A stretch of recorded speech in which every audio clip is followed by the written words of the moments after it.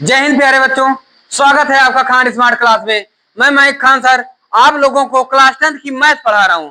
Class 10th की math के पहले चैप्टर को हम खूब अच्छी तरीके से वास्तविक संख्या को खूब अच्छी तरीके से समझ गए, दमदार तरीके से पूरा सवाल लगाए, बहुत मजा आया। अब दूसरे चैप्टर को हम जीरो लेवल से उठा के फिर आपको वहीं तक पहुंचाने की कोशिश करेंगे और पहुंचाएंगे, पहुंचोगे भी, दमदार बनोगे भी, वादा रहा मेरा।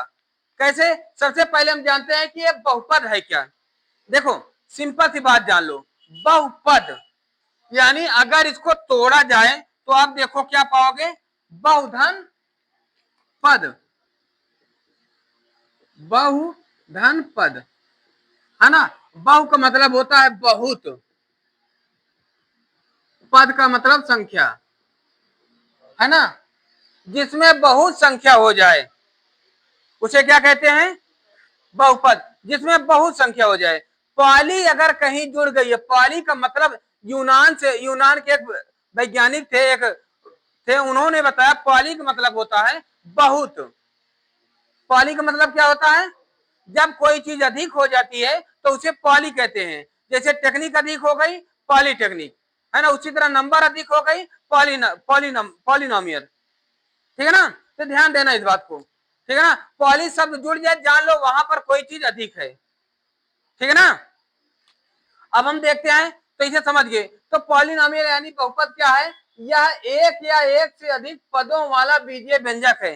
भाई जाहिर सी बात है, जब बहुपद कही जा रही है तो इसका मतलब होगा कि बहुत पद, है ना। इसका मतलब होगा बहुत पद होगा कि नहीं होगा, है ना। बहुत पद, बहुत पद में कैसे आ गए, जैसे मान लो ए एक्स हो गए, x square b x plus c x, a x cube b x square c x plus d, ये x four plus b x square plus c x b x cube plus c x square, मतलब जितना भी पद बढ़ता चला जाए, समझ गए। इसी को ही हम क्या कहते हैं, बहुपद। या इसका मूल सूत्र होता है f x equal f of x equal, इसको माना जाता है f of x equal a naught plus a one x plus a two x square plus a three x cube plus a dot dot भी a n तक, a n x power n तक, ये होती चली जाएगी, ठीक है ना। ये इसका बेसिक फार्मूला है। तो अब इसके कुछ महत्वपूर्ण परिभाषाएं हैं, इनके कुछ महत्वपूर्ण परिभाषा को हम समझ लेते हैं, ये क्या होती है। इसमें ये इनके कुछ, जैसे बहुपद की घात आ जाए, भाई देखो, अगर बहुपद के घात, जिसकी घात सबसे अधिक होगी वही होगा बहुपद की घात। जैसे कह दिया जाए कि 4x की power 7, 3x square, 9x x की पावर 9, इसमें बहुपद का घात कौन सा है, इसमें घातीय बहुपद एक्स की पावर 9, इसमें 9 है ना, 9 की घात ज्यादा है, तो ये घातीय बहुपद क्या है, 9 इसमें, ठीक है ना। अब फिर इसके बाद रैखिक बहुपद, जो बहुपद हमारे सीधे सीधे एक लाइन में होते हैं, जिसे 2x प्लस 5, 3x ऐसे आ गए, है ना। जैसे हो गए 2x प्लस 5 कामा 1/2x माइनस 1, ऐसे आ गए 3x माइनस 1/2, इसको क्या कहते हैं, रैखिक बहुपद। क्या कहेंगे, लीनियर पॉलिनोमियल, ठीक है ना। इतना समझ गए। अब इसके बाद द्विघात, त्रिघात और चतुर्घात, ये क्या होती है, ध्यान से समझना।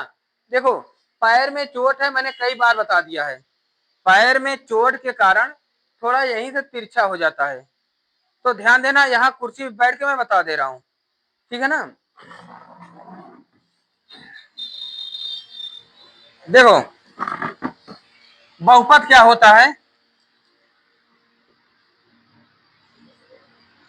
बहुपद, बहुपद में जिसका यक्स की घात 2 हो, जिसमें यक्स की घात 2 हो उसे क्या कहते हैं, बहुपद। इसे द्विघात बहुपद कहते हैं, द्विघात बहुपद कहते हैं। X square plus 2x plus 3, ऐसे मान लो, इस तरह है, ठीक है ना। और द्विघात बहुपद है। और त्रिघात बहुपद का क्या होगा, ये इसका होगा x cube plus 2x square plus 3x plus 4। ये हो गई क्या, त्रिघात बहुपद, ठीक है ना। इसमें त्रिघात बहुपद। और चतुर्थ घात बहुपद क्या होगा, जिसे 4x⁴ plus 3x⁴ plus 2x⁴ plus 3x plus 4, ये हो गई ना। इसको क्या कहेंगे, चतुर्थ घात बहुपद, समझ गए। तो इस तरह मतलब द्विघात बहुपद हमारा x² plus 2x plus bx plus c के रूप में रहेगा। सब अभी फार्मूला एक एक करके बता रहा हूं, ठीक है ना। बस पहचान जानते रहो, जिसमें घात 2 हो, 2 के साथ और जुड़ी हो इस तरह, उसे द्विघात बहुपद कहेंगे। और जिसमें 3 घात का हो उसे 3 घात बहुपद कहेंगे। और जिसमें 4 घात का हो उसे 4 घात बहुपद कहेंगे, ठीक है ना। इतनी बात समझिए। अब इसके बाद बहुपद का वर्गीकरण। बहुपद को हम निम्नलिखित बहुपद पदों में व्यक्त करते हैं। कैसे, पहला एक पदीय, जैसे मान लो 3x है, ये क्या है, एक पदीय है ना। 2x या केवल x अकेले है, ये क्या है, एक पदीय। अब इसमें आ गए, इसे 2x plus 1, 3x minus 1, minus x plus 1, ऐसे आ गई कौनो, तो इसे क्या कहेंगे। अब ये जैसे त्रिपदीय हो गई, 3x² प्लस 2x प्लस 1, ऐसे आ गई। तो ये 3 पदीय, मतलब 3 पद हो जाए, प्लस माइनस रहे बस अलग अलग, जिसे यहाँ माइनस हो जाए, यहाँ प्लस हो जाए, ये प्लस माइनस से, ये दोनों एक ही पद हैं, ये एक ही पद हैं, एक एक मिला के 3 पदीय हो गए, है ना। प्लस माइनस अलग गई, वो पद अलग जुड़ जाएगा, ठीक है ना। इसी तरह शून्य पद, जिसमें कोई शून्य पद क्या होगा, जिसमें कोई शून्य हो और शून्य के साथ आपको जरूरत पड़ जाए तो इसके साथ x² आप लगा सकते हो, आपको जरूरत पड़ जाए x³ लगा सकते हो, क्योंकि चाहे जो जोड़ोगे मान 0 ही आएगा, है ना। और फिर इसके बाद अचर संख्या, जिसमें केवल जैसे 3 आ गई, -4 हो गया और अंडर रूट में कोई आ गई, ऐसी ये अचर पद होती है, ठीक है ना। समझ गया इस बात को। तो इतना समझने के बाद अब हम द्विघात बहुपद में शून्य को बता दें, ठीक है ना। इसका जल्दी से स्क्रीनशॉट ले लो, द्विघात बहुपद का अचर बता दें। अब देखते हैं द्विघात बहुपद के शून्यक। अब द्विघात का पहले सूत्र क्या होता है, द्विघात का सूत्र होता है, सूत्र क्या होगा, ax² plus bx plus c equal 0, है ना, ये 0। अब इसको हम तुलना करेंगे शून्यक में, यहाँ ax² प्लस bx में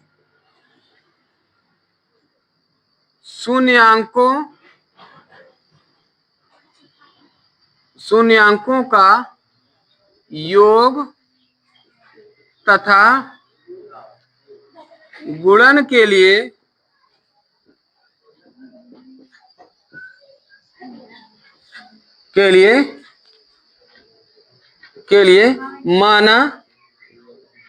माना इनके दो शून्यक एल्फा व बीटा है। अब देखो ये एल्फा व बीटा क्या है,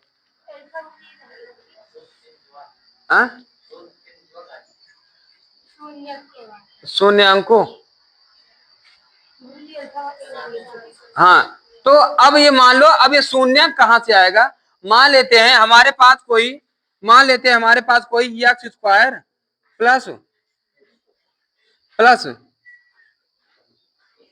5x प्लस 6 इक्वल 0 है, ये हमारे पास है। तो इसका हम जब इसका द्विघात बहुपद से सॉल्व करेंगे तो क्या होगा, x² प्लस इसको हम करेंगे,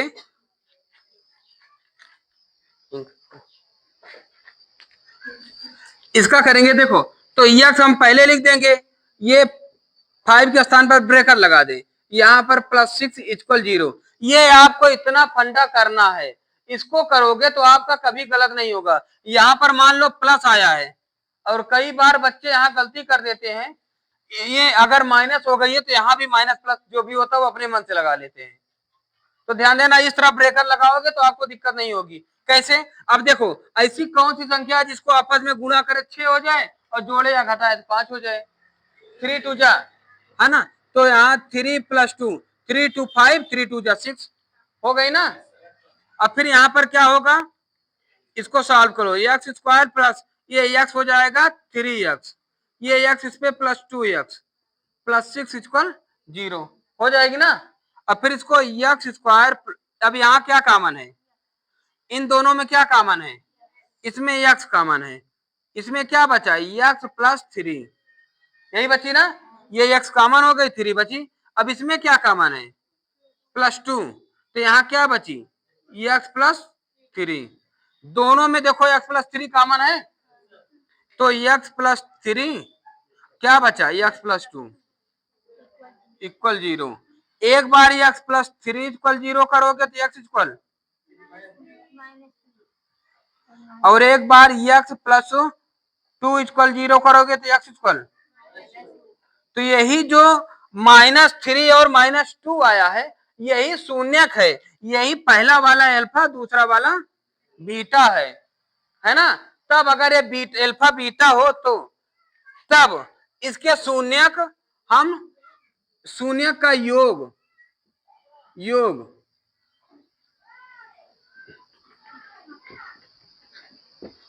शून्यांकों का योग इक्वल क्या हो जाएगा, alpha plus beta equal -b/a, यानी अल्फा और बीटा का मान वही होगा जो b/a का मान होगा, है ना। अब कैसे होगा ये थोड़ा करके दिखा दें। देखो भैया, यहां पर मान लो इससे हम तुलना करते हैं, तो यहाँ b क्या है, x के स्थान पर जो x का गुणांक है वही b है ना। b का मान 5 और a का मान क्या है, x है ना, x का मान 1, तो यहाँ पर अल्फा का मान क्या आया है, -3 प्लस बीटा का मान क्या आया है, -2 इक्वल, यहाँ माइनस b का मान क्या आया, क्या है 5, a का मान क्या है 1, है ना। तो देखो ये -3 -2 -5 इक्वल, यहाँ -5/1, एक को लिखना जरूरी नहीं, दोनों बराबर आ गई ना, यानी हमारा ये सही है ना। समझ गए? इसी तरह हमें आगे करना, ये छोटी सी एग्जांपल है समझने के लिए, ठीक है ना, इसको आराम से समझ लोगे। ये हो गई। अब फिर दूसरा होता है हमारा, दूसरा होता है शून्यांकों का गुणनफल। शून्यांकों का गुणनफल क्या होगा, अल्फा बीटा इक्वल क्या हो जाएगा, c/a, ठीक है ना।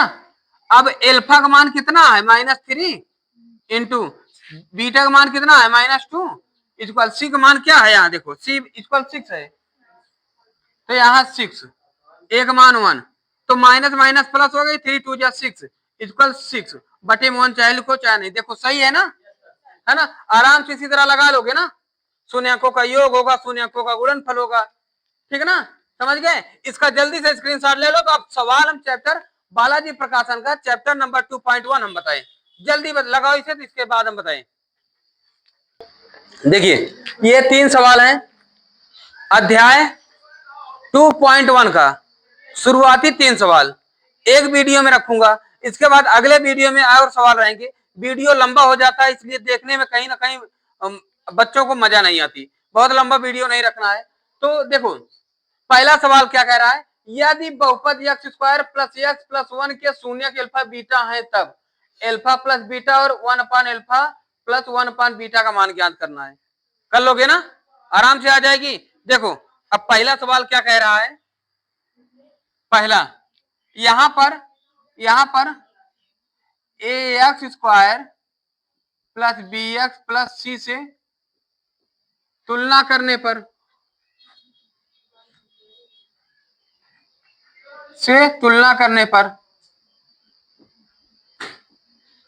तुलना करने पर क्या करोगे भैया, यहां पर a का मान क्या है, a इक्वल 1 और b इक्वल 1 और सी इक्वल 1, है ना। तब शून्यकों का योग क्या होगा? तब शून्यकों का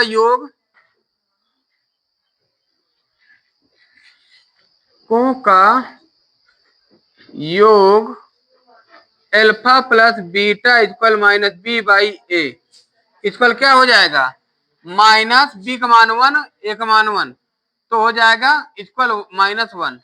अल्फा प्लस बीटा कितना आ गया? और शून्यकों का गुणनफल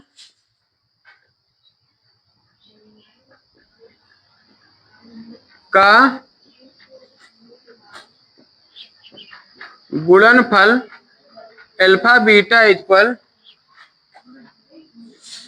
सी बाई ए। सी का मान भी एक, ए का मान भी एक, अल्फा बीटा कितना हो गया? एक। अच्छा, हम एक बात बताना भूल गए। देखो, अब आपको यहां से हम दोनों निकाल लिए और हमें निकालना क्या है? Alpha plus beta. इसका मान तो आ गया -1, इसका मान नहीं आया, है ना। तो 1 अपान अल्फा प्लस 1 अपान बीटा इक्वल अल्फा बीटा इसका एलसीएम लोगे, ये बीटा यहां हो जाएगा प्लस ये यहां हो जाएगा, अल्फा हो जाएगी ना। इसको क्रम से कर लो, alpha plus beta upon alpha beta. भाई अल्फा कलम पहले कर लो। तो इसका मान आया है -1 अपान 1, इसका भी मान -1, तो ये भी कितना आ गया मान? देखो यही आंसर आ रहा होगा, यही दोनों, है ना। समझ गए? अब दूसरी सवाल देख लो भैया। दूसरी, यदि अल्फा बीटा बहुपद 4x² प्लस इसके के शून्यक है तो ये इसी तरह है भैया। यहां पर तुलना कर लो, यहां पर ax² plus bx plus c से तुलना करने पर आराम से हो जाएगी ना। तुलना कर लोगे तो a इक्वल क्या हो जाएगा? a इक्वल 4 है ना, और b इक्वल 3 और c इक्वल 7। तो alpha plus beta equal -b by A, b का मान है -3/4, ये हो गई, है ना। और हमें क्या पूछ रहा है? अल्फा बीटा, ये तो पूछ ही नहीं रहा है। और alpha beta equal C by ए, सी का मान क्या है? 7, ए का मान है 4, ये तो हो गई हमारी। अब 1 अपान अल्फा प्लस 1 अपान बीटा इक्वल, इसका एलसीएम लोगे अल्फा बीटा, और ये हो जाएगा बीटा प्लस अल्फा। क्रम से कर लो इसे, alpha plus beta upon alpha beta, है ना। प्लस में कर सकते हो ना, है ना। अब अल्फा प्लस बीटा हमारा क्या आया है? -3/4 अपान ये कितना आया है? 7/4, है ना। नीचे से नीचे कट जाएगी, ठीक ना। -3/7, देखो यही आ रही है, हाँ 7/4, बिल्कुल सही जवाब है, बिल्कुल सही जवाब। जल्दी से इसका स्क्रीनशॉट ले लो तो हम तीसरा सवाल बता दें, जल्दी से लो भैया। तीसरा सवाल देख लो। तीसरा कह रहे हैं, यदि द्विघात बहुपद fx इक्वल 4x² - 5x - 1 के शून्यक अल्फा बीटा है तो इसका मान ज्ञात करना है। इसको भी भैया पहले तुलना कर लो, ax² plus bx plus c से तुलना करने पर a इक्वल क्या है? यहाँ 4, b इक्वल -5, c इक्वल -1। तो भैया ज्ञात क्या करना है? पहले हमें अल्फा बीटा निकाल लें। अल्फा बीटा इक्वल क्या हो जाएगा? -b/a, तो -b माइनस माइनस हो जाएगी प्लस, ए का मान है 4, 5/4, और अल्फा बीटा क्या हो जाएगा? अल्फा बीटा क्या हो जाएगा? c/a, हाँ, c का मान क्या है? -1, ए का मान 4, ये हो गई। और हमें निकालना क्या है, ये निकालना है alpha square beta plus alpha beta square. इसमें देखो दोनों में एल्फा बीटा कॉमन है, यहां से एल्फा निकल गया एक और बीटा निकल गया एक, एल्फा बचा।